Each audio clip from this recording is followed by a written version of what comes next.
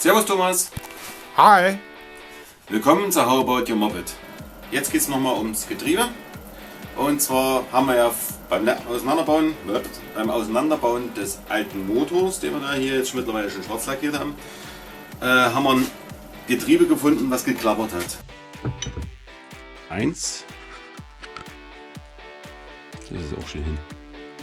Und ich würde sagen, Oh Gott, wackelt ja alles. das ist nicht mehr so schön. Wir werden rausfinden, an was es liegt.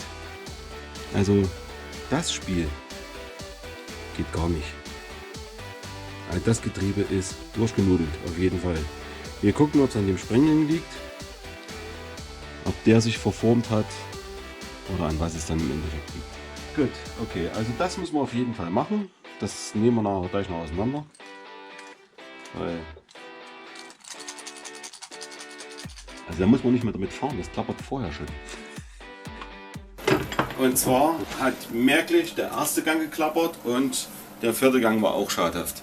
Wenn ihr sowas mal habt, also ihr nehmt da jetzt, das war die Originalwelle, ihr habt ein Zahnrad, was diesen hier macht.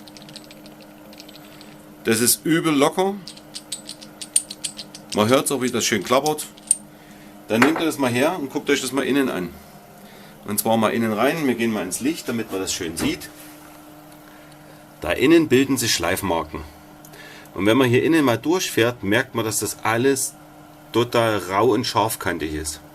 Das ist ein sicheres Zeichen dafür, dass sich das Zahnrad hier abgearbeitet hat. Dann kommt das raus. Bestellt ihr ein neues Zahnrad. Und wenn ihr ein neues habt, also ich habe jetzt auch wieder das Original in der Bauform gekauft, also praktisch hinten mit diesem ausgedrehten freilaufenden Ring und hier vorne mit zwei Ölnuten, also hier die Ölnuten sind noch rudimentär vorhanden. Dann könnt ihr das hier aufstecken und seht ihr, das klappert nicht mehr so dolle. Bisschen Spiel muss es haben, aber es klappert nicht mehr so dolle. Ich habe mir auch dann nochmal eine neue Welle gekauft, weil ich mir nicht sicher war, ob die Welle auch hin ist, weil die arbeitet sich ja auch aus. Aber auf der Welle klappert das genauso. Und das ist eine niegelnagelneue Welle. Also das ist okay, das Spiel muss es haben, damit es auch ordentlich läuft. Ne? Also diese Welle ist jetzt hier aber auch mit 3 Löchern für den Ziehkeil versehen. Also da wird mit 3 Löchern gearbeitet, also mit 6 Kugeln. Wenn ihr sowas bestellt, darauf achten, ob ihr da noch 2 Kugeln mitbestellen müsst. Im Gegensatz die hier, die hatte nur 2. Also einmal, zweimal. Man kann auch durchschauen, kann man durchgucken. Die hat nur 2 Öffnungen. Für die kleinen Kugeln. Für die kleinen Kugeln. Also die kleinen Kugeln sind das hier. Da gibt es einmal die hier und da gibt es die größeren und die größeren kommen dann hier in das Loch rein. Ne, also braucht ihr insgesamt 6 Stück. 3 und nochmal 3 sind insgesamt 6. Also das war Gang 1. Dann hatten wir uns ja Gang 4 angeguckt. Gang 4 hat hier eine schöne Fressmarke und hier ist etwas nach draußen gezogen. Also direkt hier am Zahnkranz lang. Wir haben auch gesehen, dass der verkehrt rum montiert war. Also die Öllaufnuten, also die hier, guckten in die falsche Richtung. Und demzufolge gab es hier zwischendrin Scheuermarken. Ne? Ich habe jetzt einen anderen 4. Gang. Man kann das auch hier an dem 4. Gang, merkt man es auch deutlich, der hat sich abgearbeitet. Deshalb kommt dieses Klappern auch zustande. Zwischendrin 2. und 3. Gang sind noch okay. Ich will mal kurz die Hände abwischen. Also wie gesagt, 2. und 3. Gang waren noch okay. Und was ich noch gesehen habe, an der Hohlwelle, hier hinten hat sich das auch schön ausgearbeitet. Deshalb kam das Spiel zustande. Also die neue sieht anders aus. Die hat da so einen Kegel dran und das ist ganz anders und die verhält sich auch anders. Also du meinst dieses Spiel hier. Also auf gut Deutsch hier, diese Kante, die hat sich ganz schön ausgearbeitet. Und damit kriegt das Getriebe Spiel. Und wenn das Getriebe Spiel hat, fangen die Zahnräder an zu wackeln und dann arbeiten die sich aus. Also das ist eins für die runde Tonne. Das ist auch eins für die Tonne. Ich lege es mir mal beiseite, weil man kann das ab und zu mal zeigen. Ich habe ab und zu mal Kumpels hier, die fragen immer, warum hast du denn hier und warum geht denn das nicht? Und dann sage ich immer, guck mal hier, Zahnräder. Die Welle habe ich nochmal geprüft Also man nimmt sich da ein Haarlineal oder einen Messschieber und dann kann man hier über die Kante gucken und da sieht man, ob die so ausgearbeitet ist oder nicht. Die ist okay. Also das Zahnrad hat sich abgearbeitet, nicht die Welle. Nur in dem Bereich hat sich die Welle abgearbeitet. Gut, also das tauschen wir aus. Dann haben wir das gleiche auch nochmal an der Welle. Die hat sich hier auch ein bisschen ausgearbeitet. Man sieht dann hier die glänzenden Teile. Die werde ich wahrscheinlich auch austauschen. Gut, dann rede ich immer davon, tauscht bitte eure Sprengringe aus. Warum? Ich zeige euch das jetzt mal. Alter Sprengring, neuer Sprengring. Alter Sprengring, neuer Sprengring. Die neuen Sprengringe haben einfach mehr Zug als die hier. Die sind ausgeleiert. Die braucht ihr nicht mehr verwenden. Manch einer fängt jetzt an und versucht die wieder zusammenzubiegen. Alles Kokolores, weil das Material ist ermüdet, hat sich jetzt in den Zustand aufgeweitet. Wenn ihr das wieder zusammenbiegt, ihr zieht es einmal auseinander, schon ist der wieder so. Also lassen. Wie gesagt, ich habe mir hier dieses Set auch bestellt. Habe ich im letzten Video erwähnt. Da sind alle Sicherungsscheiben drin. Also praktisch Sicherungsset für Motor. Kostet 9 Euro, ist nicht die Welt und das kann man seinem Motor ruhig mal gönnen, wenn man den jetzt schon einmal auseinander hat und dann wieder zusammenbaut. Also das muss nicht sein. So, hier habe ich jetzt gleich nochmal die andere Welle gefunden. Aha. Also man sieht hier die Wellen, die haben schon ein paar andere Marken. Die ist jetzt hier ein bisschen angelaufen durchs längere Lagern, aber das macht uns ja nicht im Motor. Aber man sieht deutlich einen Unterschied. Hier ist noch schön scharfkantig die Kanten hier und hier ist das schon so ja, rund ausgewaschen. Also lieber austauschen. Gut, dann bauen wir das Ding jetzt mal zusammen und testen mal das Spiel von dieser Welle. Es gibt ja verschiedene Anlaufscheiben hier. Haben wir ja die großen Anlaufscheiben. Die großen für mich, weil ich bin auch groß. Und die kleineren für Thomas, weil der ist etwas kleiner. Die kleine passt ja halt nur hier hinten drauf. Den Sprengring dazu. Mit der richtigen Zange geht es am besten. Da hat der Sprengring eine scharfkantige Seite und eine runde Seite. Die scharfkantige Seite muss in dem Fall in die Richtung, weil dort kommt der Druck hin. Dann sachte aufdehnen und drüber setzen. So, dann sitzt er drin. Sitzt richtig gut straff und hier diese Ausgleichsscheibe hat ganz wenig Spiel. In der anderen Version hat die richtig Spiel gehabt. Gut, dann den Ziehkeil macht man normalerweise rein, um dann weiter zu arbeiten, aber ich stelle jetzt erstmal das Spiel von diesem ganzen hier ein, demzufolge arbeiten wir erstmal ohne. Ich mache mir hier ein bisschen fest, damit es mir leichter fällt. Gut. Also, Ölnuten. Hier hinten ist eine Ausgleichsscheibe. Diese Ausgleichsscheibe will mit Öl versorgt werden. Die sitzt relativ dicht am Getriebedeckel ran. Also demzufolge Ausgleichsscheibe nach unten. Ölnuten. Ölnuten nach unten auf die Ausgleichsscheibe. Zeigen Sie nochmal schön. Da sind die Ölnuten. Also hier kommt von da außen Öl zwischen rein und kann hier auf dieser Scheibe ölen. Gut. Trupp das Ding. So. Ausgleichsscheibe, also original ist immer 1 mm, demzufolge nehmen wir die Millimeter jetzt erstmal. Dann Ölnut, darauf achten, hier sieht man sie relativ schwach, aber mit dem Finger fühlt man sie relativ gut. Ölnut nach unten und auf das Ding. Ausgleichsscheibe, Ölnut wieder suchen, Ölnut ist hier hinten dran. Man kann sie deutlich spüren, also so rauf. Ausgleichsscheibe. Auch darauf achten, dass die Ausgleichsscheiben gerade sind, also dass die nicht sich verformt haben, wie eine Federscheibe. Müssen gerade sein, ansonsten könnt ihr das Getriebe nicht ordentlich einstellen. So, und jetzt letztes Zahnrad. Kommt auch wieder so rum drauf. Ausgleichsscheibe hier. Warum kommt jetzt hier keine mehr hin? An der Seite hat das Zahnrad genügend Schmierung, weil hier kommt noch Öl dazwischen. Da kriegt es noch genügend Schmierung. Also von der Sache her kommt das darauf. Und dann nehmen wir uns den Sprengring. Ich nehme jetzt nochmal den alten, weil mir ist es jetzt wurscht. Ich muss es jetzt mehrfach auseinander und zusammenbauen, um das auszugleichen. Demzufolge setze ich den alten nochmal ein, damit ich den neuen schon nicht weich mache. So. Gut, und dann haben wir ein Getriebe. Das wackelt ein kleines bisschen, aber nicht so sehr. Und jetzt gucken wir, wie viel. Wie viel. Dazu nehmen wir uns eine Fühllehre und gucken nochmal nach. Also 0,4 wäre gut. Schauen wir mal an. 0,4 geht schön drunter. Das schaut gut aus. Gucken wir mal nach 0,5. 0,5 geht schon straffer.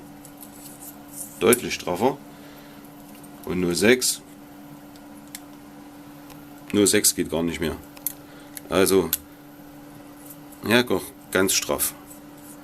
Also 0,6 hält. Und dann, hoppala. Eine Zeit lang. Eine Zeit lang. Gut.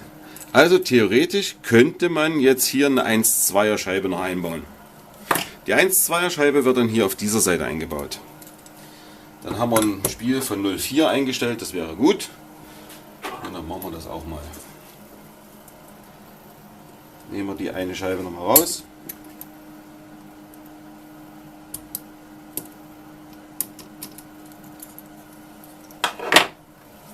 Holen wir mal aus dem Sortimentkasten. Da müssten wir noch kurz beiseite gehen. Eine 1,2er Scheibe raus.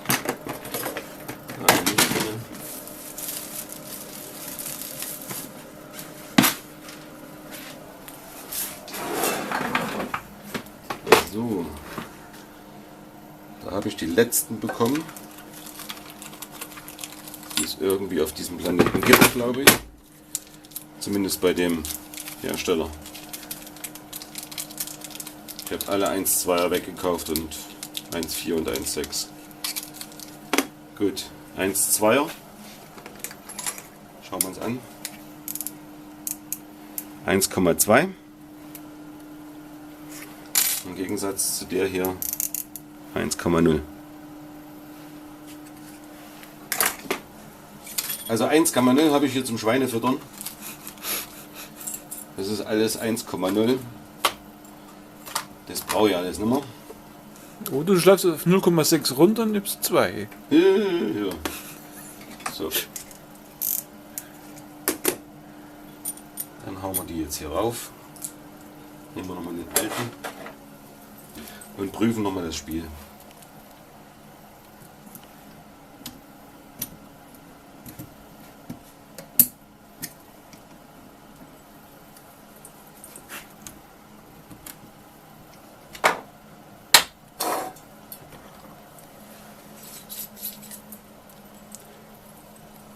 Sitzt alles richtig drin. Okay. Gehen wir nochmal durch. Gucken wir uns das nochmal an. Also theoretisch, rechnerisch 0,4.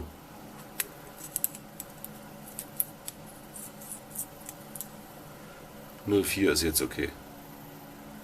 Also mehr hat es nicht. Hat noch genügend Spiel. Passt. Damit haben wir es eingestellt, dann wissen wir, was wir einbauen müssen. Gut, das kommt erstmal beiseite.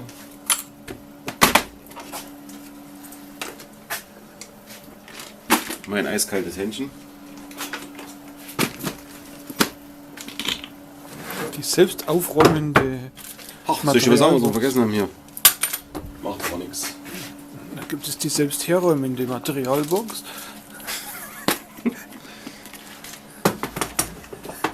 Schade, dass es die selbstfüllende noch nicht gibt, weil hier geht ab und zu mal was aus bei dem Material. Und dann also den selbstfüllende, echt geil.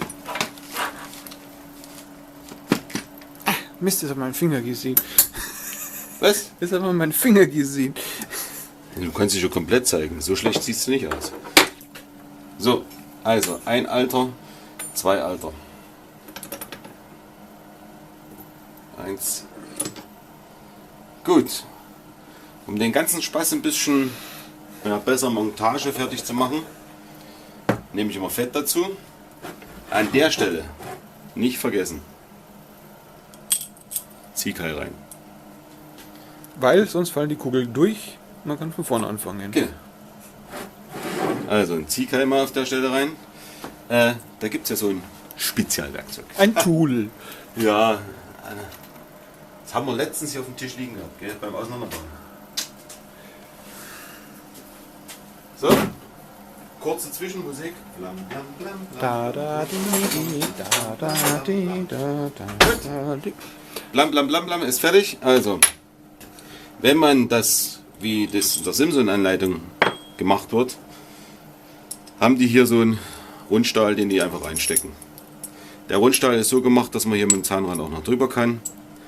Also damit würde das auch verhindert werden, dass die nach unten durchfallen.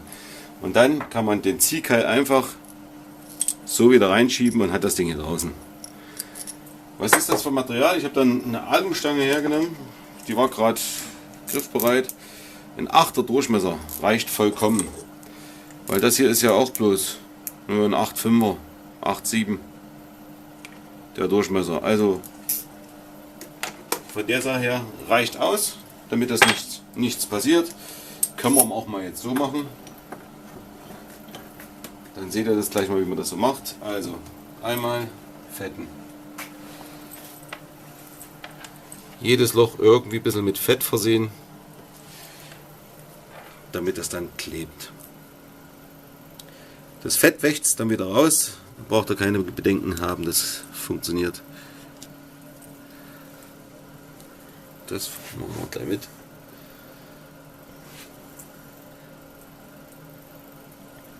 Gut, also auch diese kleinen Kugeln werden dann durch diesen kleinen Zapfen gehalten. Also durch den hier. Gut. Dann legen wir los. Also, als allererstes mal 3 Kugeln. Das war eine kleine, die gehört da nicht rein. So, Kugeln drin. Dann kann man meine Pfütze Öl mit auf diese Geschichte drauf tun. Dann ist das gleich erstmal grob geölt. Wieder die Öllaufnuten beachten. Pfütze Öl drauf. Über das Ding. Nächsten Kugel rein.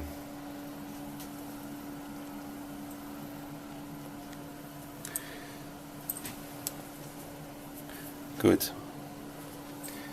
Drehen wir den ganzen Spaß mal um, damit wir das haben. So. Dann wieder eine Spur Öl drauf.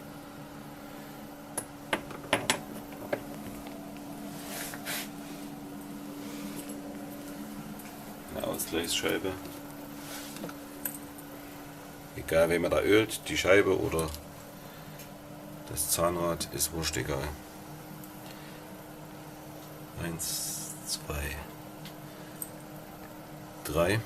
Wenn ihr übrigens eine Kugel vergesst oder euch die rausfällt, fangt nochmal von vorne an, weil das ist Mist.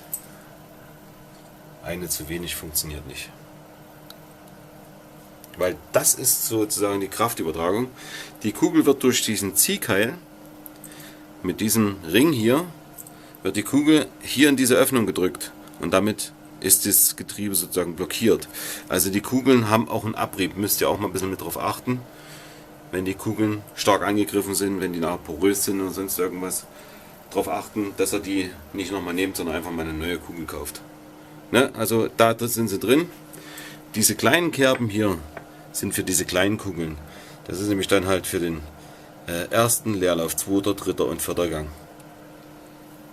Ist beim 3- und 4-Gang das gleiche. Da gibt es keinen Unterschied vom Ziehkeil. Ich habe da zumindest noch nie einen gehabt, der bloß praktisch hier 1, 2, 3 Kerben hat. Die haben alle die 4. Kerbe mitgehabt. Keine Ahnung. So. Noch eine Scheibe. Thomas, erzähl doch mal einen Witz. Bald ist Bundestagswahl. Ich habe gesagt, ein Witz. Ja, ich finde das witzig. Aha, gut. Genau, ich brauche bald keine Motoren mehr machen. Ne? So. Haben wir was vergessen? Und zwar was? Die Kugel! Kugeln. Klar, verschmuppelt. So. Und noch eine dazu. Richtig rum muss das Rad drin sein, also Kerbe hier. Haben wir den letzten Gang auch richtig rum drauf getan. Die ist wichtig. Kommt die letzte Abschlussscheibe. Die 1,2. Die 1,2, das ist auch wichtig, dass die als letztes drauf kommt. Weil ansonsten, das Getriebe verträgt das zwar, aber ansonsten stimmt euch hier der Abstand zwischen den einzelnen Zähnen nicht. Und da kann es dazu kommen, dass ihr, wenn ihr die Welle dann montiert habt und die Zähne dicht beieinander stehen, dass es da auf dem anderen Gang schleift und hakt. Das ist nicht gut. Gut. Genau. Kontrolle, alle großen Kugeln weg. Genau, Endkontrolle ist immer wichtig. So, jetzt nehmen wir uns den neuen Ring. Also, wir gucken mal.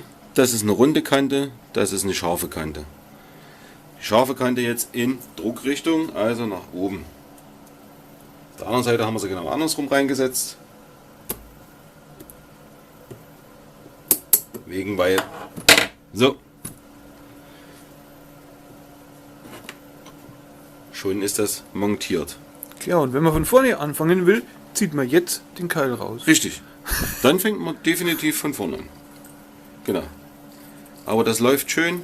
Also alle Gänge laufen einzeln. Keiner wird durch den anderen mitgerissen.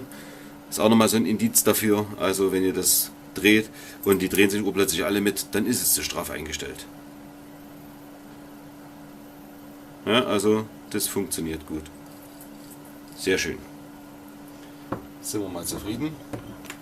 Jetzt kommt das spaßige Teil. Jetzt kommen nämlich hier Die kleinen Kugeln. die kleinen Kugeln. Also pro Loch 1, 2.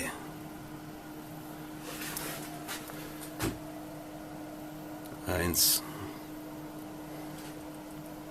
2. Und schon ist weg. Gut, da reicht auch eine. Nein, da reicht keine eine.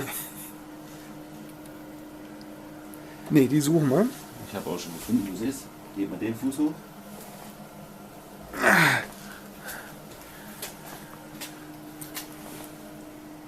Zwei.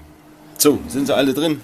Und dann sind sie alle drin. Jetzt kommt nämlich der komische Teil, den ich nicht so richtig mag. Weil jetzt hängt man die Feder zusammen. Und jetzt muss die Feder da drüber. Und wenn man da manchmal so ölige Finger hat, geht das echt scheiße. Obacht geben, dass es nicht wie jetzt der Verschluss direkt bei der Kugel ist. Richtig. Also beiseite drehen. Und dann versuchen wir die mal mit Engelszungen dazu zu überreden, dass die mal eins rüberrutscht. Das nimmst du es einfach und schiebst es vorne. Genau, das ist. Wieder mal leicht gesagt. Kann auch bloß ein Kameramann sagen. Oder man hat ein paar Zusatzfinger. Tada! Schon ist sie drüber. Man sieht auch die Ausformung, also hier ist eine Kugel, hier ist eine Kugel und da ist eine Kugel. Ja, also deutlich zu erkennen, wo die Kugeln sitzen. Dann shiften wir das Teil jetzt mal um. Kann auch schön sehen, da sitzen sie drin. Die Kullern. Wunderschön.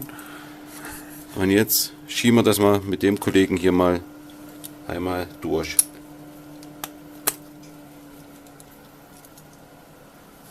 Schon haben wir eingerastet und jetzt können wir das weiter durchschieben, wenn man das richtig trifft. Aber da auch wieder wichtig, nicht den hier rausziehen. Erst dann, wenn der andere komplett drin ist. Ja, ich habe zu viel gequatscht. Eine halbe Stunde Video, ist schon rum. Das ist ja unglaublich. Unglaublich. So sieht es also aus. Gut. So. Also, wenn es euch gefallen hat, dann Daumen hoch. Na, geht doch. Wenn ihr ein Abo löst, seid ihr sofort mit dabei. Die Glocke wird euch daran erinnern, dass ich ein neues Video online gestellt habe. Dann seid ihr mit dabei, wenn es heißt, okay, how about your Moped? Und mit neuen Beiträgen von mir. Wenn es euch gefallen hat und ihr sagt, Mensch, ich habe jetzt echt Geld gespart, weil du hast mir jetzt einen Trick verraten, ich habe jetzt nichts Falsches gekauft, hinterlasst mir doch ganz einfach eine Spende. Dann weiß ich, dass ich auf jeden Fall auch das Richtige getan habe. Wenn ihr mich kontaktieren wollt, wenn ihr eine Frage habt, einfach unten die E-Mail-Adresse, unten steht die Spendenadresse, darunter die E-Mail-Adresse. Einfach dann mir schreiben direkt, ich antworte auch und freue mich immer, wenn irgendwelche Kommentare kommen, wenn ihr mich verbessert, wenn ich irgendwas falsch gemacht habe oder wenn ihr mir noch einen Tipp gibt, wie man es noch besser machen kann. Und ansonsten wünsche ich euch einfach viel Spaß beim Nachmachen. Grundsätzlich die Kommentare auch lesen von den anderen. Das letzte Mal haben wir bei diesem Scheinwerfer was gesagt vom H4. Birndl einbauen, ja, gehört ein HS1 Birndl rein, richtig. Also es gibt immer wieder Kommentare, manche fragen halt mal beim Getriebe nach, manche fragen halt beim Scheinwerfer nach. Einfach mal durchgucken, mal lesen, je nachdem welches Projekt ihr gerade online habt und was ihr gerade machen wollt. Einfach mal alle Videos anschauen oder beziehungsweise da in die Gruppen reinschauen. Ich habe es nach Gruppen nummeriert und da sind einzelne Beiträge dabei, wo ihr euch sicherlich ein paar Informationen rausziehen könnt, was euch nützt und wo ihr dann sagt, okay, hier kann ich Geld sparen, ich kaufe keinen Scheiß, ich muss nichts wieder zurückschicken und vor allen Dingen auch nichts wegschmeißen. Und es sind jede Menge auch wirklich guter und sinnvoller Kommentare unten drin. So ist es. Also damit schon mal hier, danke an alle, die Kommentare schreiben. Es hilft mir und ihr seid nützlich. Gell? Bis dahin, ciao, ciao.